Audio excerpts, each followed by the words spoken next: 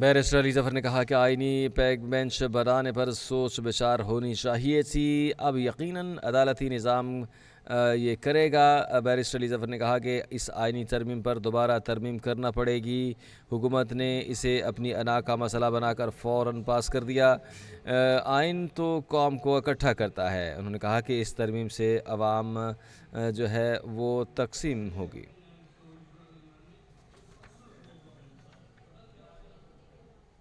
کیسے ریورس ہو سکتی ہے تھرو انادر کانسٹیٹیوشن امینڈمنٹ؟ یہ سسٹینیبل نہیں ہے سر، جو وکلا موومنٹ ہے اس کو کس طرح سے دیکھ رہے ہیں؟ یعنی آپ خود بھی لائر کمیونٹی سے ہیں، ان کے لیے کتنا ایک بڑا دھچکا ہوگا کہ اگر ایک عدالت کے اندر دو چیف جسٹسز ہیں، یعنی پاورز ان کی نام جو بھی کہتے ہیں، نام جو مرضی کہتے ہیں آپ، پھر جوڈیشل سسٹم پورا کولیپس ہونے کی طرف جا رہا ہے کہ وہ وہی مسئلہ ہے نا کہ یہ کوئی کامن ایسا چیز نہیں ہے جو آپ کہہ دیں کہ بھئی جب آپ نے یہاں بنا دیا کانسٹیٹیوشنل بینچ اور یہ کر دیا، اس پہ بڑی سوچ بچار ہونی چاہیے تھی۔ اب اوبیسلی کولیپس کرے گا سسٹم، کولیپس کرے گا تو پھر ایونچولی پھر پارلیمنٹ کو آ کے کرنا پڑے گا امینڈمنٹ، بیکاز یہ تھاٹ تھرو نہیں کیا ہوا، اس کو ایک طرح سے ایگو کا مسئلہ بنا کے اس کو جلدی کر دیا اور لوگوں کو اریسٹ کر لیا، لوگوں کو ہیرس کر لیا۔ 65 ووٹ ہو گئے نا، حالانکہ حکومت کے ووٹس نہیں تھے اتنے، تو وہ اوبیسلی کو پریشر کر کے لے کے آئے ہیں، تو اب وہ اس کا فائدہ کچھ نہیں ہونا۔ آئین جیسا میں نے کہا اندر بھی اسپیچ میں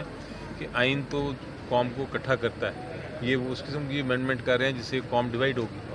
ہماری پی ٹی آئی کی ریپرزنٹیشن آپ دیکھو کہ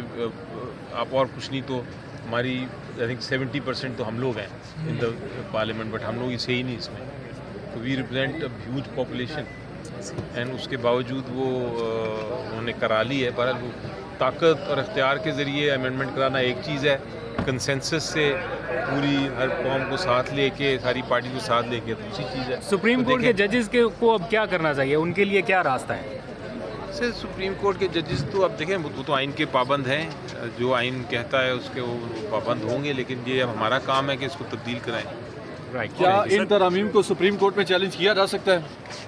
دیکھیں یہ سوال کافی ڈیفیکلٹ سوال ہے، کیونکہ ایک ویو یہ ہے کہ آئینی ترمیم جو ہوتی ہے وہ تو آئینی ترمیم ہے، اس میں تو چیلنج نہیں کیا جا سکتا۔ دوسری طرف یہ کہا جاتا ہے کہ نہیں، اگر بیسک سٹرکچر تبدیل ہو جائے آئین کا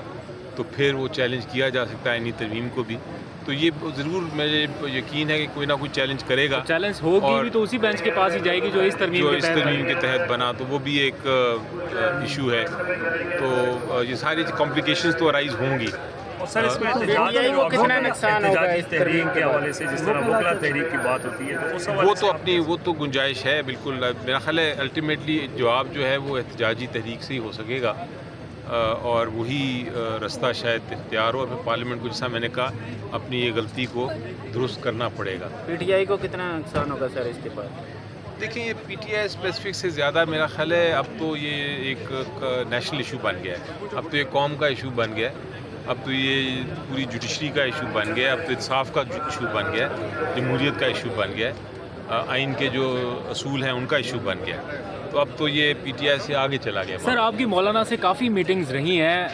کیا وجہ ہے کہ مولانا پھر آخری وقت تک سٹینڈ نہیں کر پائے، اس کو 25 کے بعد نہیں لے جا پائے، اور آخر پہ آ کے انہوں نے بھی ہاں کر دی؟ کیا ان کے اوپر بھی دباؤ بہت زیادہ بڑھ گیا تھا؟ دیکھیں ضرور دباؤ ہوگا ان کے اوپر، لیکن ان کا جو اس میں سارا رول ہے بڑا اہم ہے میری نظر میں، وہ تاریخ بھی جج کرے گی ان کے رول کو،